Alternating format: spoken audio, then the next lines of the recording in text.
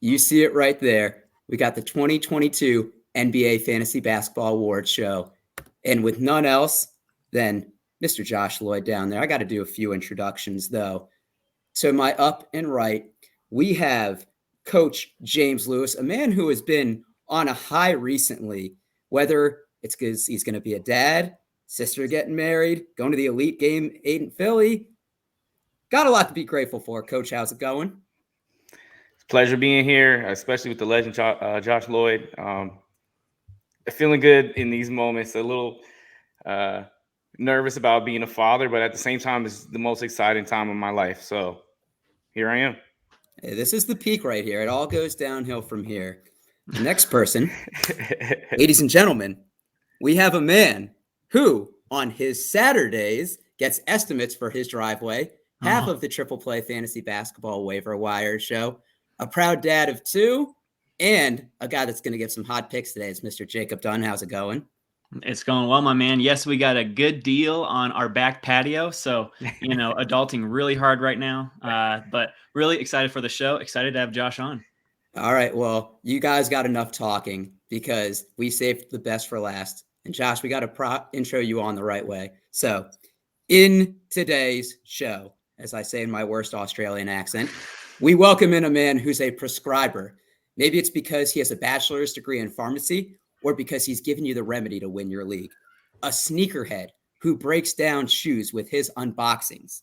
You could say he's in the party industry because he's given you streamers. A dog dad, experienced podcaster, lead fantasy basketball analyst at Basketball Monster, the Sultan of Sound Drops, the Newman of nicknames, the fantasy basketball god. We welcome in Melbourne's finest, Josh Lloyd. Let's get to it. Indeed. Josh, how's it going, man? Hey, guys. How are you? Doing pretty well. Pretty well. Did we crack a smile for the introduction? Yeah, I was smiling. Yeah, it was good. Bit of research, bit of humor. I enjoyed it. Okay, cheers. Thank you. Hopefully the Australian accent wasn't too bad, and you know that I'm good at stalking now. Yeah, but the only thing that I'll tell you is that it's if you're going to do Australian accents, you can't say Melbourne. You have to say Melbourne. It's just the R. Get rid of the R. It's just a flat Melbourne. Okay. Well, this is good to know, Josh. Before we get into the award show, I want to first ask how everything's going with you, with your family, the dog dads. I'm sure it's kind of nice in a sense the NBA regular season's over. Yeah, it is. But it's still a busy time for me because I'm heading away next week. So I'm trying to pre-record a bunch of shows so that stuff is coming out. So season's over. So I guess the schedule's different. But I'm just looking forward to a break in a week's time when I get all this stuff done. Okay, perfect. And, we're going to take a break from basketball after this. We're going to start off with the award show. And we are sponsored by Odds Jam. So quick plug. If you're looking to bet this NBA playoffs, any sporting event, go to oddsjam.com, use Triple Play. They're going to give you the best odds to win. And look, and if you're in a state where gambling is legal or a country, make sure you use Triple Play. They're going to give you the best odds. But guys, we're here to talk about the award winners. So the first one, as I bring out my trophy, is the fantasy MVP. And pretty straightforward. Who is the most valuable player for fantasy purposes this year? And Josh, we're going to start with you. I don't really know how you can go any other direction than Nikola Jokic. It has to be really, he was picked number 1. He returned number 1 value. He didn't slow down in the fantasy playoffs. He missed a bit of time early on in the year. He had a couple of little scares with that wrist. But look, I guess it depends how you're going to define MVP. But yeah, a guy that was far and away the number 1 guy this season, it's pretty hard to go away from that, I think.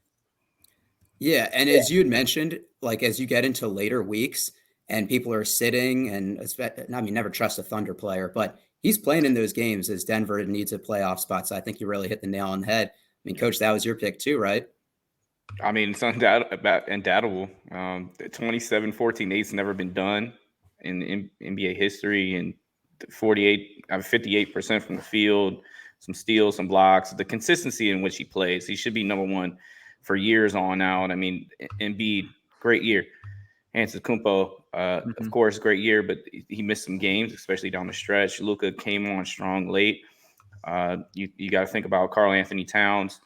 Those kind of guys stand out as like a top 5. There's a little bit of a drop off after that, but without a doubt, if you got Jokic in a snake league, number 1 overall, you were more than happy with that pick. Right. I mean, all good answers here. Jacob, you're going a little bit of a contrarian answer. A little bit, yeah. I went a little bit unconventional with this pick, but I went with Tyrese Haliburton. So Haliburton, on average, was being drafted in the 5th and 6th round, yet finished in the top 10 in 9-cat leagues and top 20 in points leagues. I'd put good money that Haliburton was on a lot of championship rosters. Now, I could have gone with studs like you guys, like Jokic, Giannis, and Cat, all very much deserving, but you weren't getting those guys unless you lucked out with one of the top picks. So I'm going with Haliburton just because of his cheap draft day ADP price and the insane return on investment you got with him, which was a consistent top 10 fantasy contributor all season long. I mean, Josh, what do you think? Is he making a good case for Tyrese Haliburton fantasy MVP? No, but that's fine. He's I respect if you're gonna push down the draft order, why wouldn't you go down with DeJounte Murray as an MVP that was picked later? Because I think if I'm looking at it now, their ADPs are 3 spots away, and I really don't care about turnovers at all as a category, and that boosts Haliburton like 15 spots, and he averaged 15 points a game. So that's the hardest category to find. So would you? I guess you look at it and go, he's finished 10th in 9-cat leagues, and whatever you want to say there with that. Not having a go at you, Jacob, here at all. I'm just throwing the argument out there. But like, if you were to redraft it, I don't think under any circumstance you would say I got picked 10, I'm picking Tyrese Haliburton. I don't think anyone would do that because they would understand the lack of scoring that he brings and the value is inflated by turnovers. Whereas I think DeJounte Murray, he was like the 11th or 10th best player. Yeah, discounting turnovers this year, and he was picked around that same area. Funny enough, Murray was actually my second pick, but on Fantasy Pros' ADP draft board, Murray was taken 10 spots ahead of him on average between Yahoo, CBS, and ESPN. But yes, they were very close. I just chose Tyrese because when he went to Indiana, he even stepped up his game even further. So, I just looked at it from that perspective. But what you said was totally true, Josh. Let me throw something out there about that fantasy. I don't know if any of you guys do anything on Fantasy Pros, but I've had this discussion with other people about Fantasy Pros ADPs. They're not right. They're this like Russell Westbrook doesn't have a Yahoo ADP on there. There are players who are just completely wrong and missing out of that thing, so the numbers are completely skewed. There's stuff that I think Gary Trent Jr. was like 156 on that list, so I have to agree with you on that. So when you go in, so whenever someone references ADP, I know it like takes a blend of all sites. The numbers are wrong. That's I don't know why they are. Like Westbrook's the one who stands in my mind, but there are other guys who are just completely missing off certain sites, and the averages get completely skewed there. So just be cautious about referencing those ADPs because they are. I don't know where they're getting them from because they're just completely wrong. Fantasy Pros ADP sounds like a buzzkill, and that leads us to our next award, the Buzz Killington Award. So, look, which player was the biggest buzzkill or the biggest bust for your season? And I show you my broken trophy because it was a buzzkill when I came home and I saw this broken.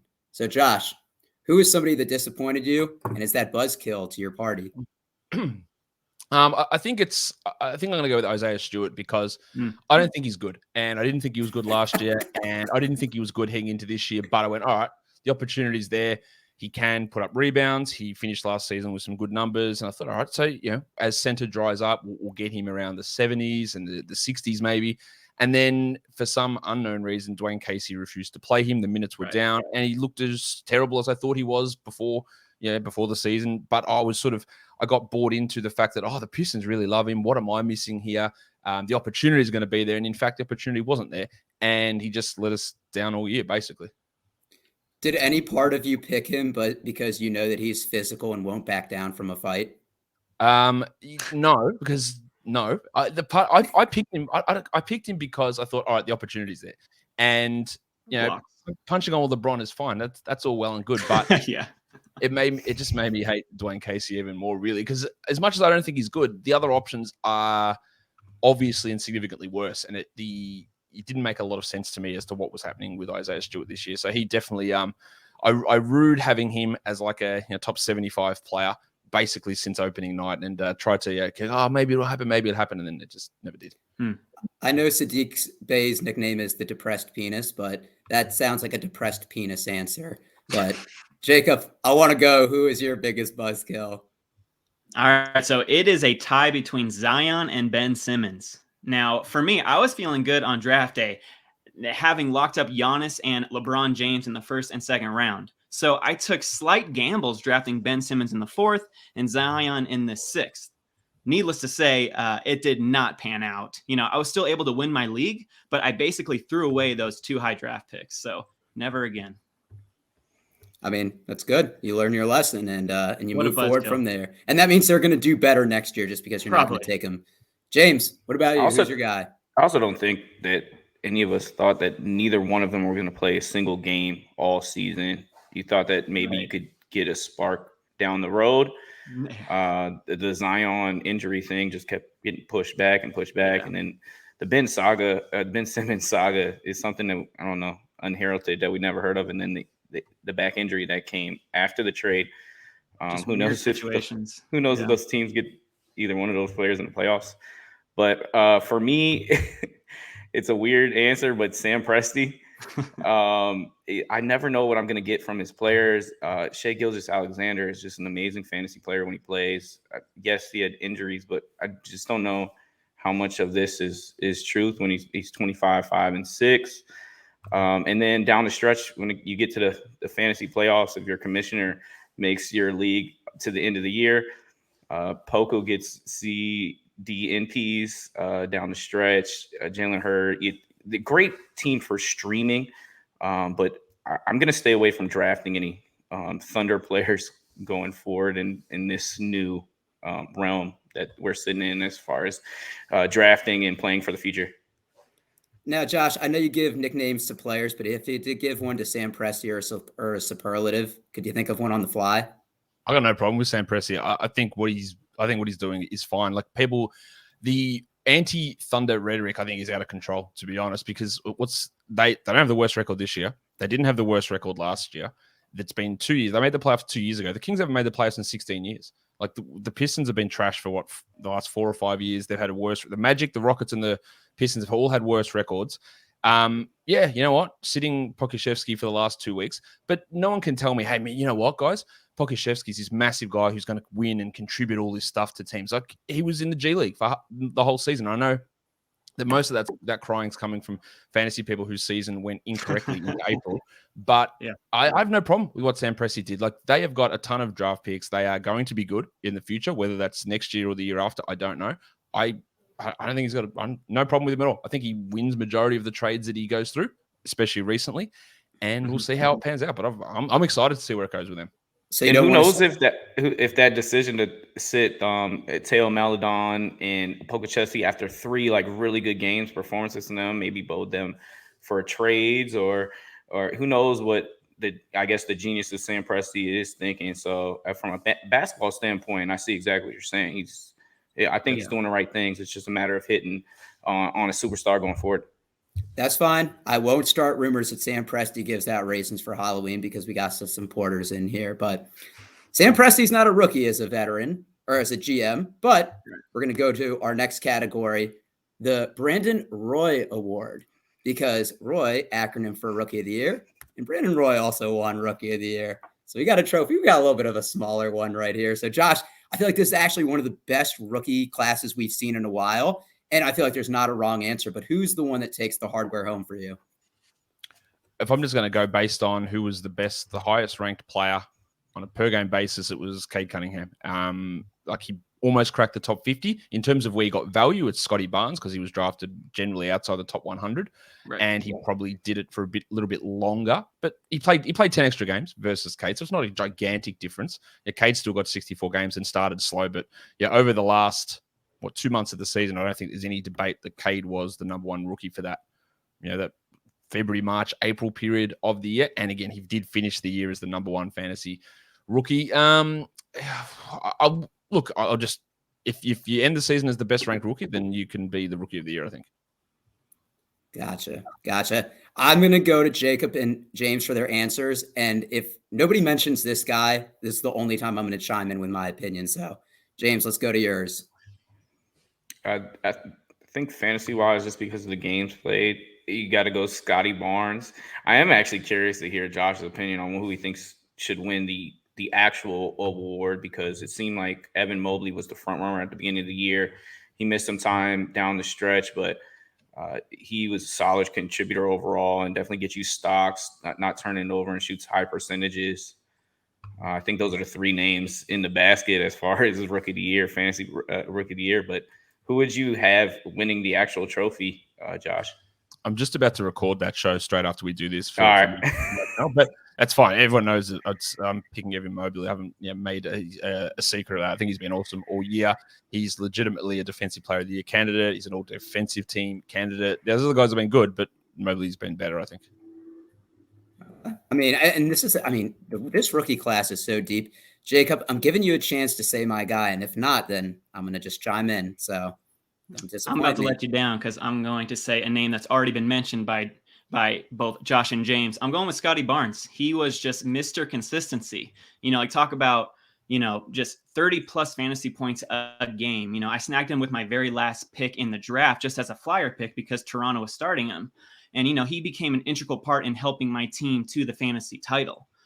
So he kind of dwindled down towards the end of the season, but he hit like a tiny rookie wall, but he was still very consistent in like the lower 20s, mid 20, I can't ask for more from my rookie pick who I got with my last pick. So I have a soft spot for that consistency factor. He didn't miss many games, if at all, maybe like one or two here and there, but I got to go with Scotty Barnes. There was no mention of Herb Life Jones in this. Herb Jones. The stocks master. I mean, Josh, you got some love for him, right?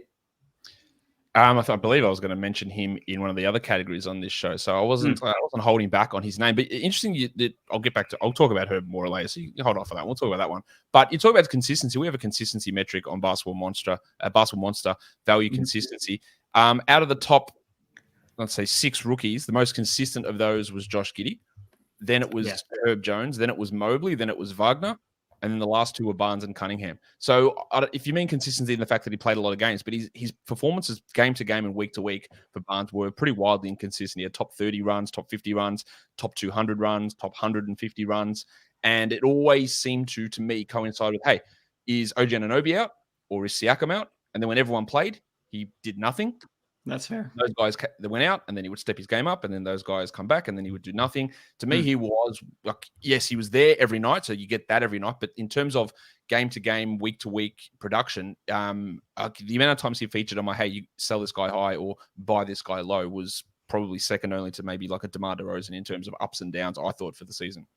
So is that the same in points leagues or just in 9-cat leagues or both? That's a good question. I was looking in category leagues. Let me bring up the number in points leagues, and I'll tell you where he comes in there because I didn't actually look at that. But I was referring to a points league because I know that in 9-cat leagues, he doesn't really provide those consistent defensive stats, which you want to see.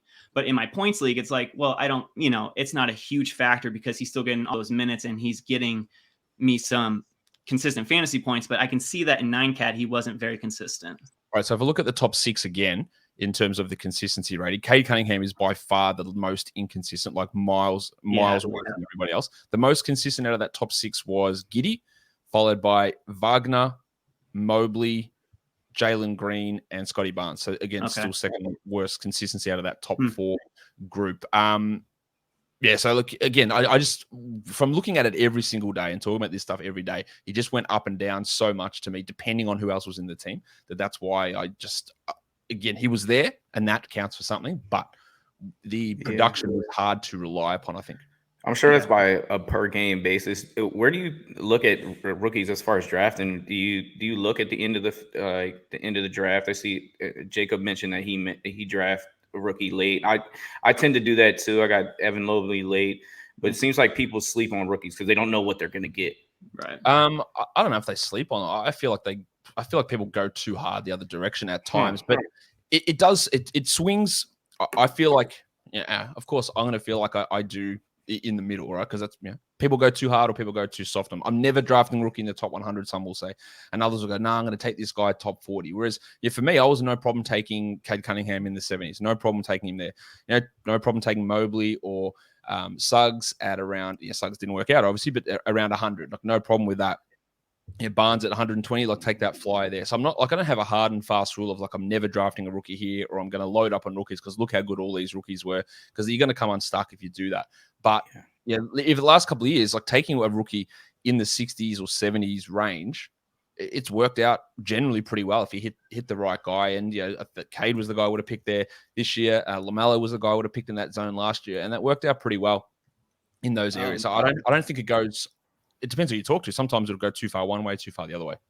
Oh, man. Well, we had a lot of good talk about rookies. We talked about ups and downs. We talked about steals and blocks, stocks, which takes us to our next category. And this is the stock market award. And look, I don't know, Josh, if you followed the American stock market, it's been pretty volatile in 2022. Lots of ups and downs. And we're going to talk about fantasy. Who is that player that was just so volatile, so unpredictable for you? What the guy I never seem to be able to get right, and like he's not a huge fancy asset, is Kelly Oubre. Like he would sort of come out of nowhere, he'd hit 10 threes, and then he'd go 5 of 20 for 4 points or something. Yeah, right.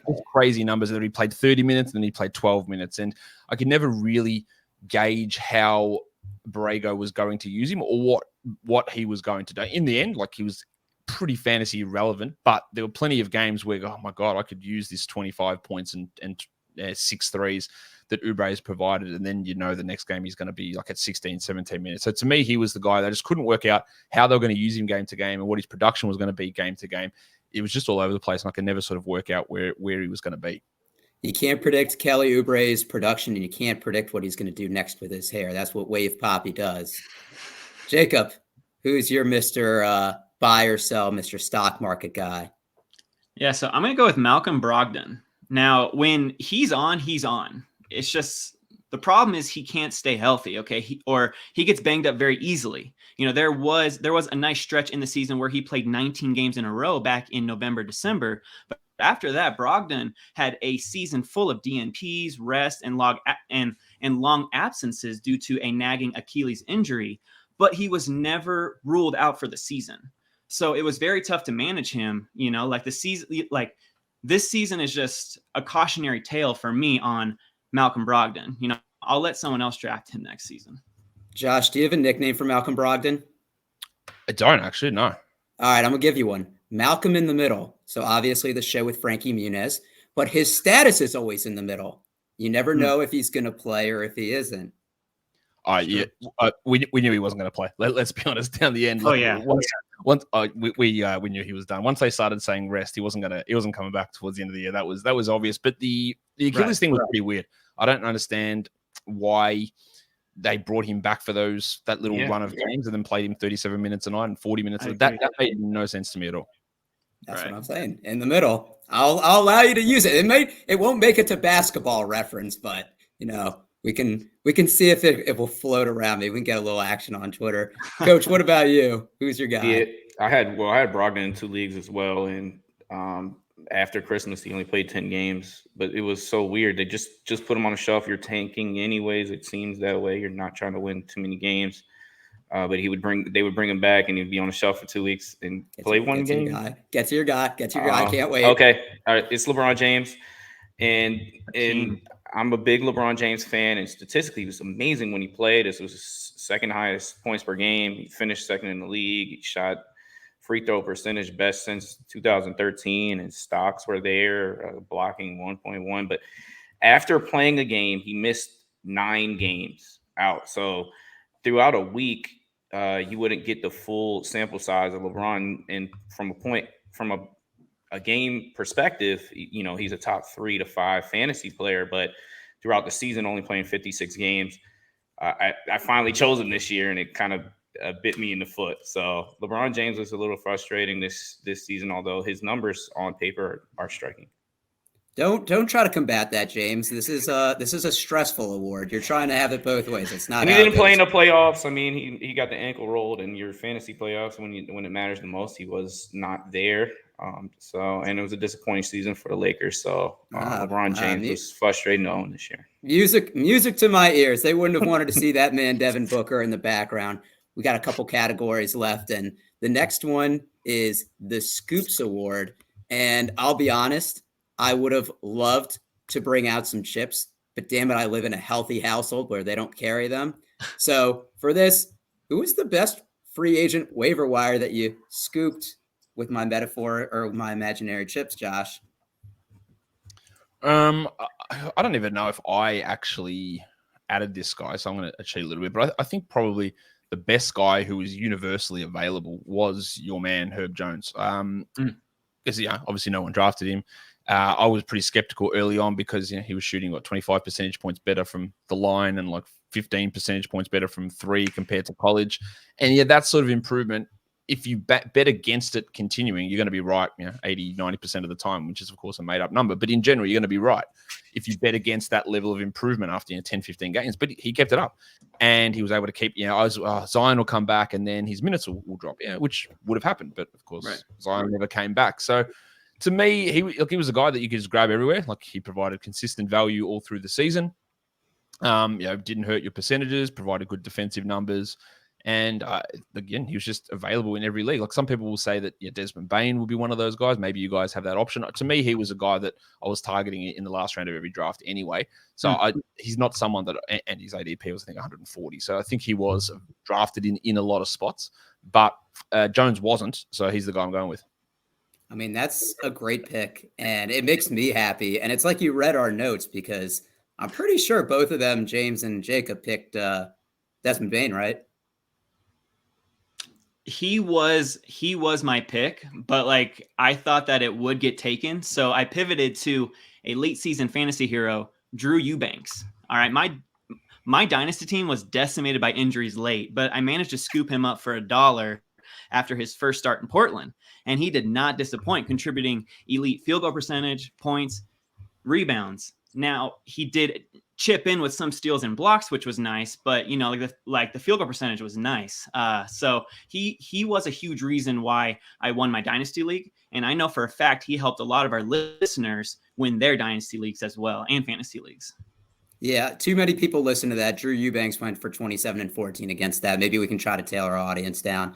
Coach, you rolled with Desmond Bane, right? Well, I thought we all saw a step up in year number 2, but to double down on your points per game from 9 to 18 was just striking. And then the percentage from 3, hitting 3 a game, getting you steals. He was really solid all year, as well as Tyrese Maxey, who showed some signs of this the year before, but no one really knew about Ben Simmons, whether he was going to play or not. And so in the couple leagues that I had, Tyrese Maxey didn't get drafted to begin with. Some people draft him at the end of the draft, but both players really stepped up in year number 2. I think Bobby Portis was solid as well coming up. But I think Desmond Bane, to me, kind of wins that award. But I am with the other two when players that were not even thought about, with Herb Jones being a second-round pick. And then Eubanks coming out of nowhere towards the end of the year. Yeah, I think we can all agree, even though we have different players, that feeling of snagging someone and seeing them produce and then knowing they're going to be on the roster the rest of the year. Oh gosh, very few things that get me that excited. We got our last award here, and it's the Black Friday Award. Josh, is Black Friday a big thing in Australia? Not really, not at all. It's just us crazy Americans. I certainly get that. So, look, concept of Black Friday, people lining up at 4 p.m. on Thanksgiving because they want to get the best deals on that TV or that smartphone. So who are you in line for? Who are you early on next year that might be lower? Who are you stamping as your guy for 2023? It's a shitty answer, but I got no idea because I don't know. Like, we're going to have a quarter of the league change teams, right? And that's going to open up plenty of opportunities in different spots. And I feel like looking ahead to that's like, I don't know where guys are going to get drafted. I don't know where any of this is going to happen. So I don't know who that's going to be. Like potentially, I could say maybe it's Nick Claxton, maybe Aldridge and Drummond go and they play him 30 minutes a night. But maybe it's Zion because people just avoid him completely and then he actually stays healthy and blows up. I don't know at this point. So yeah, I wouldn't. There's no one that I'm going to stake a claim on. It's like, yeah, hit me in October, and yeah, I'll tell you like, sort of where I'm looking at with these guys. But at this point, I think that your margin for error is so wide, it's so huge that there's just no way of actually knowing. Again, with 150 players probably moving teams, maybe more, it's impossible to know anything with it. You watch probably more basketball than anyone else. Is there nobody where you think like, I love the talent, but the minutes aren't there? Maybe with a little bit of an increased role, whether it be with the team they're on or just, getting traded to a new place where I believe in the skill set itself. They just need more minutes. Kind of like Jared Allen this year. Yeah, look, Allen's an interesting one from last year, but like someone like Isaiah Hartenstein, someone who I've been pretty big on for a number of years, and we sort of started to see him get minutes this year, but then of course Ty Lue played him 7 minutes yesterday, and that didn't work out particularly well for the Clippers. But is he ever going to get into a 26, 27 minute a night role? I don't know, but I know if he did, like that's a top 50, top 40 player sitting right there. But my faith in that happening is pretty damn low at the moment. Yeah, I take blame for that because whenever I stream Dr. Hartenstein is when he put up his bad numbers. So I apologize for the inconsistencies. I'm going to take blame for that. Jacob is the guy that introduced me to the Dr. Hartenstein nickname. Who's your guy? I'm going to go with Isaiah Jackson. All right. The rookie out of Kentucky was electric from late February until the end of the season, averaging 2.3 blocks and a steal across 16 games. Now, he did struggle with ankle injuries and head injuries, but when he was on the court, he was the Energizer Bunny. He just kept going and going and going. Like, I love his energy, and he has a nose for blocks. I think he proved his worth late season to crack Indiana's rotation, even when Miles Turner comes back. Now, like Josh said, I mean, like there could be some things that happen in free agency, and like the Pacers could draft Chet Holmgren, Jabari Smith, who could take away his appeal. But I think he showed enough late season to at least get a shot at starting. So I am going to keep a close eye on Isaiah Jackson over the summer. I love how all the guys we've mentioned so far are big men. Is that the Black Friday deal that we can get big men for cheap? I'm with it. James, are you going to throw us a little bit of diversity? Yeah, I got a couple little guys. Also, you got to insert this little graphic of Josh Giddey with the Oscar Robertson. He's the youngest player to get a triple-double. I just thought that was pretty hilarious. I think he's a golden going forward, even though I told you not to draft Oklahoma City players going forward. But when he was healthy, he was getting almost 32 minutes a game and with rebounds and assists. And yes, you would like him to shoot better from deep, but he's going to fill up those other categories, much like Ben Simmons. But my main stamp is Jalen Green. I think that he's going to continue this scoring that he did in the last month of 23 plus a game and maybe kind of take that Anthony Edwards jump a little bit. I don't necessarily think he's as good as Anthony Edwards, but I think that he has potential, especially scoring the ball, especially in Houston, where he's going to get a bunch of usage, that I would draft him maybe a little bit earlier than where he's pegged. We don't know where he's going to be pegged, but I would take my chances with Josh Green next year. Josh Lloyd, what are your thoughts on Jalen Green and Isaiah Jackson? You big on them for next season, or kind of need to see how their role is? I think Green, I think his ADP will actually be pretty high. I think people will go into the 60s, 50s for him, to be honest. And he really started to step up when Christian Wood went out. Now, I don't think Christian Wood's a part of their future, but that doesn't mean that he won't be there next year. Will they heavily lean on him as much as they did this year down that last 6 weeks? I don't know. I think there's risk with him in not living up to what he did in March, April. It was great, and he's going to take steps forward. We know that, but I'm a bit worried that the ADP might push too hard. As for Isaiah Jackson, he just might play 18 minutes off the bench behind Miles Turner. That's the worry. Like, Turner's actually really good, and we can talk about Isaiah Jackson's block numbers. Like, he's not the best shot blocker on his own team, so that leads to where does he fit? Will they play him together? Probably not. Do they trade Turner? Maybe. Like, there's a lot of uncertainty. I really like Isaiah Jackson, but also remember when he came back from the head injury, he couldn't beat out Goga Badadze to get back to the starting job. He came off the bench behind him. So there's a huge chance, but there are a few moving parts and pieces there in Indiana. Yeah, and it'll be interesting. Indiana is going to look really different. I mean, I think trading Sabonis and getting Haliburton and Hield back was a kind of a big rebuilding step. We're going to finish out here, and we're not going to give an award, but we're all pretty avid fantasy basketball players, if you couldn't tell by Josh's desk or James' background. And I'm pulling up Pat Bev because I feel like Pat Bev is a lot of people's pet peeve. So, Josh, what's your biggest pet peeve in fantasy basketball? Oh, geez, my biggest pet peeve in fantasy basketball. I think it's people playing until the end of the season, to be honest, playing until the end of April. They put that up. It's a lot of it's setting stuff, which can be easily changed. It's 2 centers starting on Yahoo. It's a maximum 4 centers on ESPN.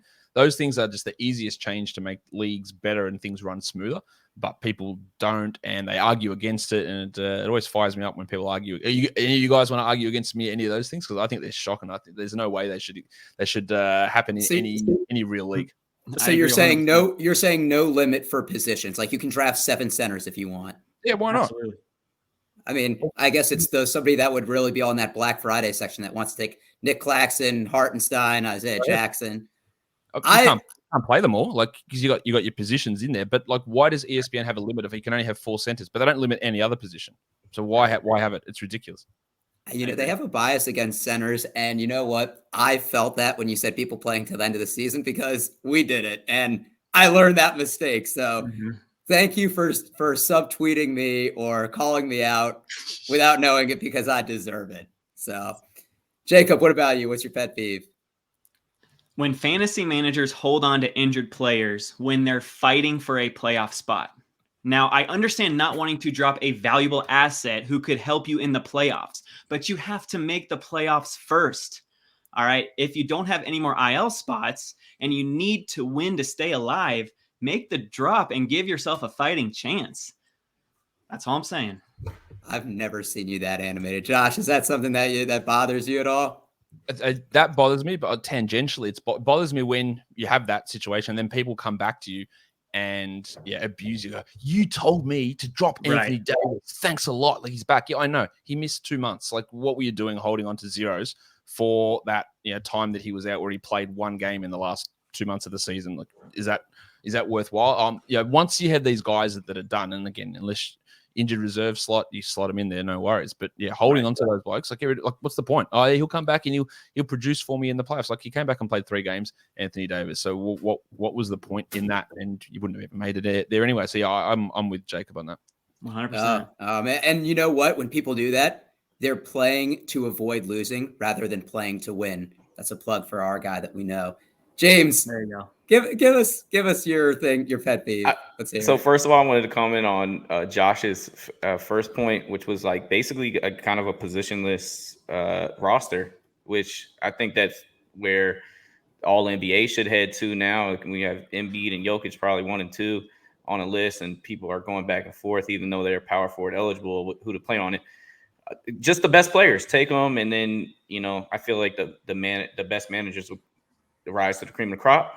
So I hadn't heard that point before. I like that. I wasn't saying go positionless. I was just, I think you still need to have certain positions on there, but maybe you can drop it down to guards and forwards. But my point is why does Yahoo mandate you have to start 2 centers? And why does ESPN limit that you can only have 4 centers? But they don't put any of those requirements on any other position. It doesn't. And they seem to be opposite. Yahoo's saying, hey, we want you to have more centers, and ESPN's going, we want you to have less centers. Okay, so both of you can't be right. In fact, you're both wrong. So that's my issue with it. Is it like why the focus on centers that you need extra? And centers a weird position. Like that forces you to draft, like me stupidly draft Isaiah Stewart at pick 70 because you got to start 2 centers on the Yahoo league. But I only have to start 1 point guard if I want. I don't have to start more than 1. Yet center is possibly the most replaceable unless you've got one of the top 3 or 4 guys. Like there's just 40 blokes who could all fit in the next sort of zone. Like it's a weird requirement that really shouldn't exist. It's fair. That hits on it. Well, that gets to my point. What I was gonna my first thing I was gonna say, which is why can't ESPN and Yahoo get it right? Yahoo has, to me, the more consumer driven product. It's easier to use. The statistics are easier to look at. You can set your lineups for a week. But with the injury thing, with players having concussions and I can't put them on the IL, that's where I get upset a little bit. But then ESPN is harder to use. You have to update it every day as far as putting your player in. And I think those two things they're easily fixable. And that part's a little frustrating when it comes to fantasy and choosing which app and which application you're going to go with. I prefer Yahoo, but I also wish that they updated injuries a little bit easier. ESPN and Yahoo need to have a baby. Josh, do you do any auction drafts? Yep. You know what really grinds my gears? Go ahead. When people spend 90% of their budget on 2 superstar players and then have to wait till the end and just spend $1 on everyone. The Lakers model. Yeah. That is the Lakers model. Gosh, you are the nickname god. But on it worked with Miami. It did. They all strategically took pay cuts. Everybody for the Lakers got a little bit smarter. Josh, really want to appreciate you coming on, giving out some awards to some well-deserving players. Before we get you out of here, I'm sure everybody that's watching this knows you, but in case they don't, where can they find your work? Just go search my name, Josh Lloyd, on YouTube or Locked On Fantasy Basketball in your podcast feeds, and I'm on Twitter at redrock_bball. Yeah, and this guy is going to help you win your league. He is the godfather, as mentioned, of fantasy basketball. And for everybody that is tuning in, make sure you check out some work that he's doing in the offseason. He has a lot of great stuff coming out. And let's hope for a good NBA playoffs.